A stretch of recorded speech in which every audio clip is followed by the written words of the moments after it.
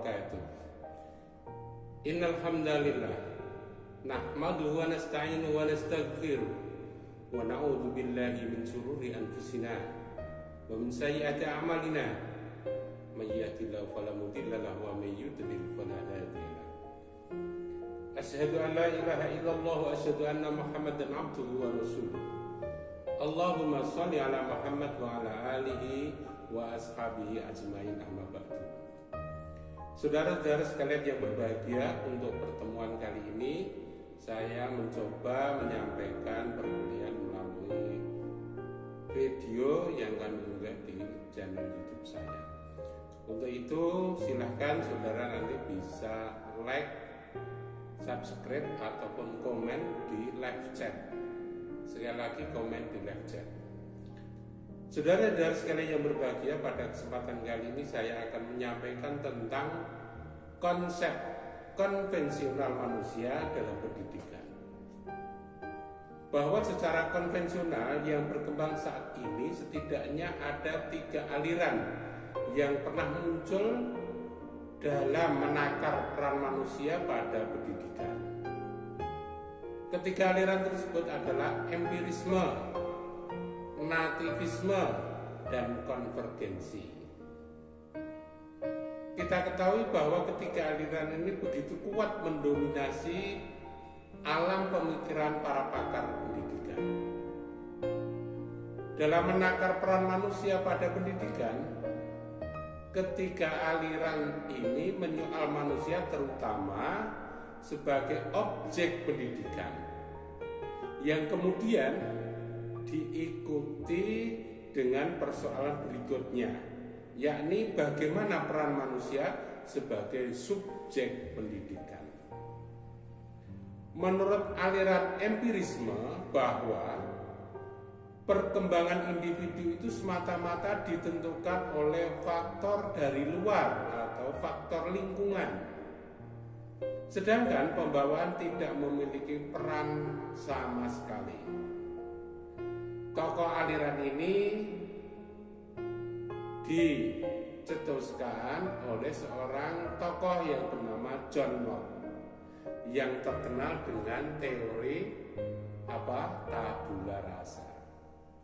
Jadi John Locke menemukan teori tabula rasa, bahwa John Locke mengatakan anak lahir seperti kertas putih yang belum mendapat coretan sedikit pun. Akan dijadikan apa kertas itu terserah kepada yang akan menulisinya. Seiring dengan pandangan ini, maka peran manusia sebagai subjek pendidikan dinilai begitu kuat. Berbagai metode dan pendekatan dalam melakukan pendidikan terus diupayakan untuk membentuk kepribadian peserta didik. Aliran empirisme ini menimbulkan peningkatan optimisme yang sangat tinggi dalam bidang pendidikan, karena segala sesuatu yang terdapat pada jiwa manusia dapat diubah oleh pendidikan. Sedangkan gejala kejiwaan seperti watak, sikap, tingkah laku manusia dapat didesain melalui pendidikan. Lingkungan dan pendidikan dipandang mempunyai pengaruh yang tak terbatas. Jadi, yang dikemukakan oleh John Locke dengan teori tabula rasa. Berbagai kreasi dan inovasi dalam dunia pendidikan bermunculan karena dipicu oleh aliran ini. Munculnya teori belajar model behaviorisme adalah diinspirasi oleh filsafat empirisme. Teori belajar behaviorisme kemudian lebih memandang aspek stimulasi lingkungan untuk memancing respon yang diharapkan dari peserta didik, yang lama-kelamaan dapat membentuk perilakunya dengan sesuka hati lingkungan eksternal itu. Kritik terhadap konsep behavioris ini saya ulangi, kritik terhadap konsep behavioris yang lahir dari benih empirisme ini adalah peranan refleks, yakni reaksi jasmania yang dianggap tidak memerlukan kesadaran mental. Apapun yang dilakukan oleh manusia, termasuk kegiatan belajar mengajar, adalah kegiatan refleks belaka, refleks semata-mata, yakni reaksi manusia atas rangsangan-rangsangan yang ada. Refleks-refleks ini jika dilatih akan menjadi keterampilan-keterampilan dan kebiasaan-kebiasaan yang dikuasai manusia. Jadi peristiwa belajar seorang peserta didik menurut para ahli behavioris adalah peristiwa melatih refleks-refleks sedemikian rupa sehingga menjadi kebiasaan. Hal ini berarti bahwa proses belajar menurutnya lebih dianggap sebagai suatu proses yang bersifat mekanik dan otomatik tanpa membicarakan apa yang terjadi dalam diri peserta didik selama proses belajar. Saudara-saudara sekalian yang berbahagia, kebalikan dari aliran empirisme adalah aliran nativisme yang memandang bahwa perkembangan individu itu semata-mata ditentukan oleh faktor-faktor yang dibawa sejak lahir atau natus atau lahir ya. Natus artinya lahir. Anak sejak lahir membawa sifat-sifat dan dasar-dasar tertentu yang dinamakan dengan sifat pembawaan.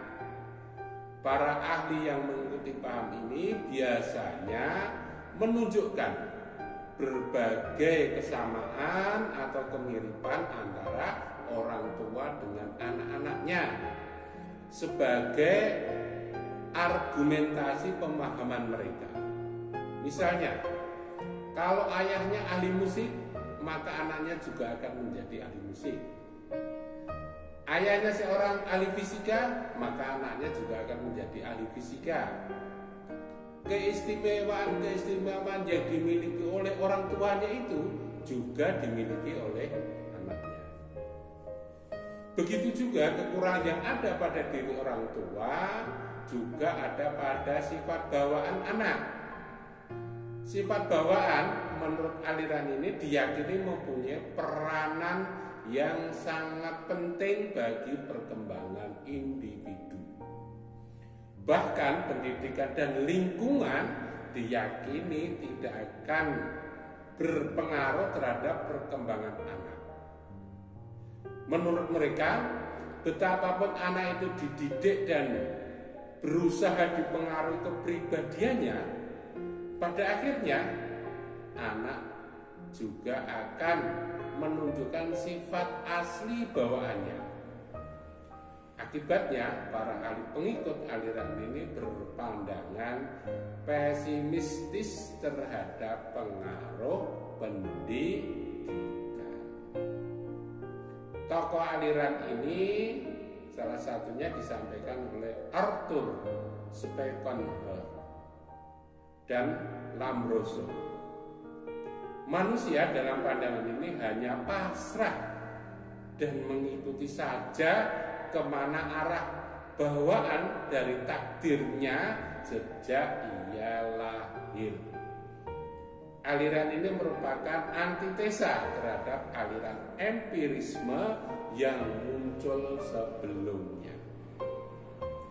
Saudara-saudara sekalian yang berbahagia, selain kedua aliran tersebut di atas, terdapat juga aliran konvergensi yang mencoba mengambil jalan tengah dengan memadukan kedua aliran sebelumnya. Sedikit dulu sudah saya sampaikan tentang konvergensi. Istilah konvergensi memiliki makna bahwa pertemuan dua variabel yang berbeda ke dalam satu titik yang sama. Dalam kamus psikologi disebutkan bahwa konvergensi dimaknai sebagai interaksi antara faktor hereditas dan faktor lingkungan dalam proses perkembangan tingkah laku. Dari definisi ini dapat ditarik suatu kesimpulan bahwa aliran konvergensi mempertemukan dua aliran yang berlawanan, yaitu antara nativisme dengan empirisme ke dalam satu ikatan yang sama. Menurut aliran ketiga ini atau aliran konvergensi ini, pendidikan dan lingkungan berpengaruh secara terbatas pada kepribadian manusia. Pendidikan dinilai sebagai resultan atau perpaduan dari pertumbuhan bakat bawaan dan pengaruh pendidikan atau lingkungan. Manusia lahir telah membawa benih-benih tertentu dan selanjutnya bisa berkembang atau bahkan menyusut karena pengaruh lingkungan atau pendidikan. Aliran ini dipelopori oleh Louis William Stein. Dapat dikatakan sebagai sintesa dari kedua aliran sebelumnya, yaitu aliran empirisme dan aliran nativisme. Walau keadaan pembawaan yang sama, pengaruh lingkungan atas manusia dapat dibuktikan.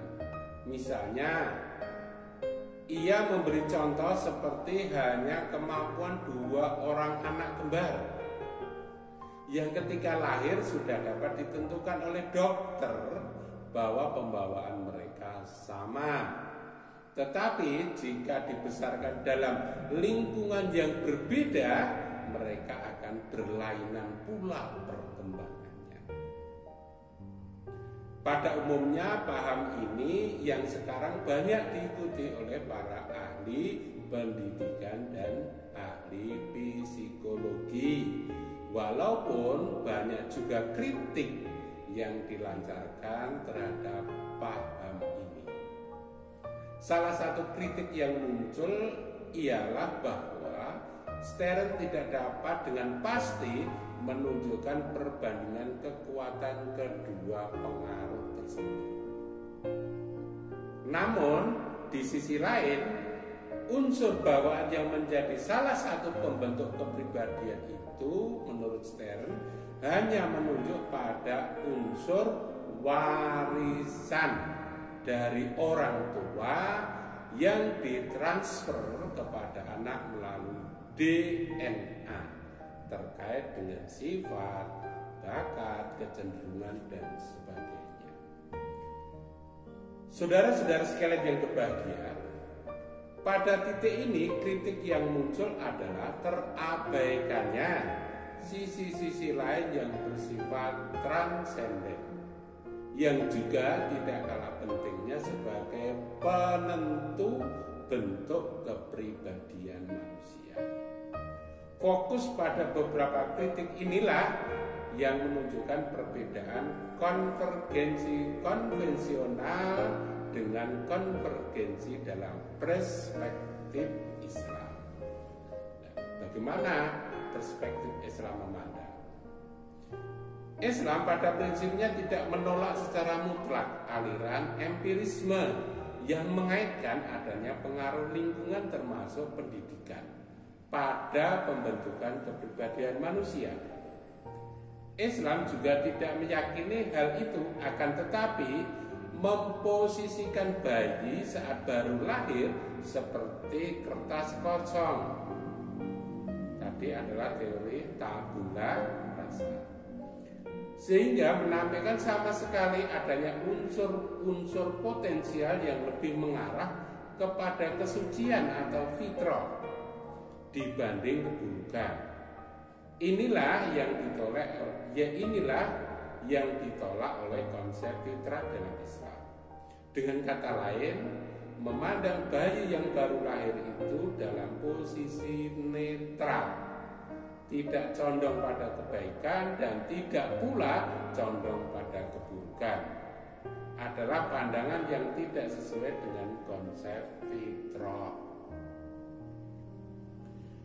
Nabi Shallallahu Alaihi Wasallam pernah bersabda, tiap bayi dilahirkan dengan fitrah, maka kedua orang tuanya lah yang akan menjadikan Yahudi atau Nasrani. Warisan alami atau fitrah yang dipindahkan oleh jaringan-jaringan benih. Warisan sosial atau eksternal yang dipindahkan adalah faktor dari luar diri, yakni unsur-unsur sosial terutama keluarga. Media yang berperan dalam bagian ini adalah panca indera, akal, tradisi serta jenis interaksi sosial yang beraneka ragam. Dalam salah satu firman Allah surah Al-A'raf ayat 172 disebutkan bahwa, dan ingatlah ketika Tuhanmu mengeluarkan anak-anak Adam dari sulbi mereka, dan Allah mengambil kesaksian terhadap jiwa mereka seraya berfirman, bukankah aku ini Tuhanmu? Mereka menjawab, betul, Engkau adalah Tuhan kami.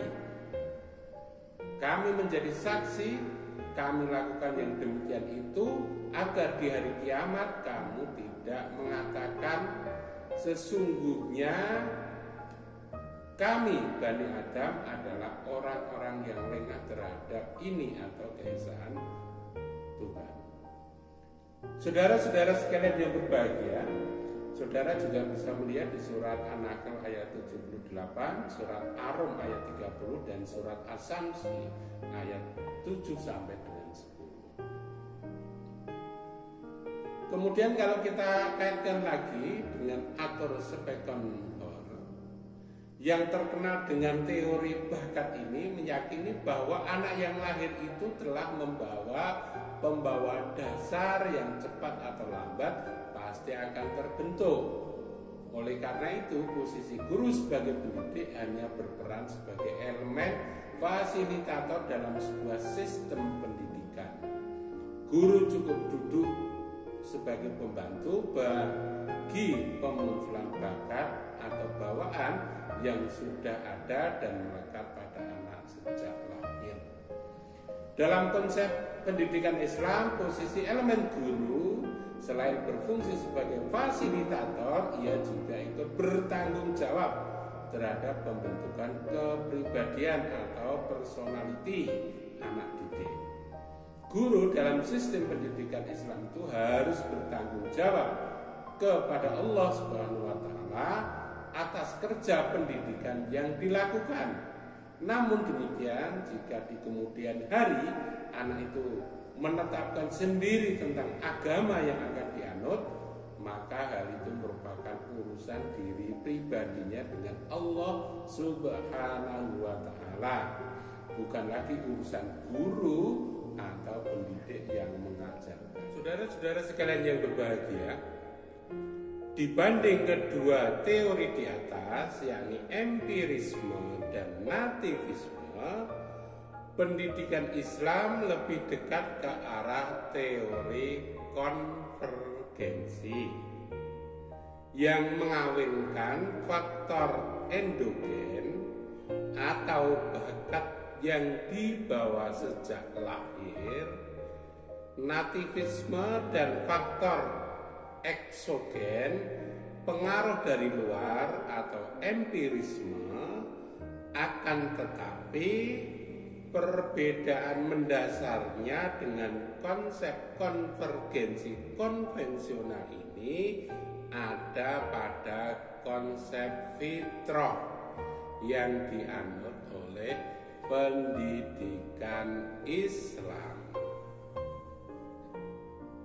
Konvergensi mengilustrasikan bahwa kedua faktor, yakni bawaan dan lingkungan, berjalan bersamaan dalam pembentukan masa depan peserta didik. Sementara teori fitrah mengkonsepkan bahwa kesucian bergerak terlebih dahulu untuk kemudian dijaga, dikawal, dan dikembangkan searah dengan kesuciannya, atau sebaliknya dikotori dan dialihkan ke arah yang sebaliknya. Dalam hal ini, pendidikan lebih menegaskan fungsinya sebagai penjaga, pengawal, dan pengembang hingga jauh dari kekotoran dosa dan bergerak lurus searah dengan nilai-nilai kefitrahan itu hingga sampai ke titik paripurna, yakni menuju ma'rifatullah. Saudara-saudara sekalian yang berbahagia, melengkapi pendapat pentingnya faktor pembawaan dan lingkungan dalam membentuk dan mengembangkan kepribadian anak, maka dalam konsep Islam juga dikenal adanya sistem pendidikan prenatal, di mana seorang ibu selama atau sedang hamil hendaknya mengkonsumsi makanan yang halal dan bergizi atau halalan thayyiban. Saudara-saudara sekalian yang berbahagia, dari gambaran di atas setidaknya kita dapat menarik sebuah kesimpulan bahwa peran manusia dalam pendidikan menurut perspektif Islam adalah kewajiban melakukan ikhtiar secara maksimal, baik lahiriah berupa tindakan-tindakan kependidikan maupun batiniah seperti doa, zikir, dan amalan-amalan taqarrub ilallah yang lainnya. Peserta didik juga diharapkan berikhtiar secara aktif untuk menumbuhkan, mengarahkan, dan mengembangkan kepribadiannya, umpamanya dengan belajar penuh keseriusan serta berdoa dan berzikir mendekatkan diri kepada Allah Subhanahu wa ta'ala. Guru pun juga harus berikhtiar aktif menunjukkan, menumbuhkan, mengarahkan, mengembangkan kepribadian peserta didiknya dengan penuh keseriusan pula, sembari diiringi dengan takarub kepada Allah melalui zikir dan doa. Kerja pendidikannya dilakukan guru dan peserta didik tersebut dalam konsep pendidikan Islam adalah ibadah sebagai wujud penghambaan dan kepatuhan kepada Sang Pencipta. Saudara-saudara sekalian yang berbahagia, demikianlah penjelasan kuliah pada hari ini. Mudah-mudahan bermanfaat, dan selanjutnya nanti ada tugas itu dikerjakan dan dikumpulkan melalui ketua pada pertemuan yang akan datang. Demikian yang saya sampaikan. Wabillahi taufiq wal hidayah. Wassalamualaikum warahmatullahi wabarakatuh.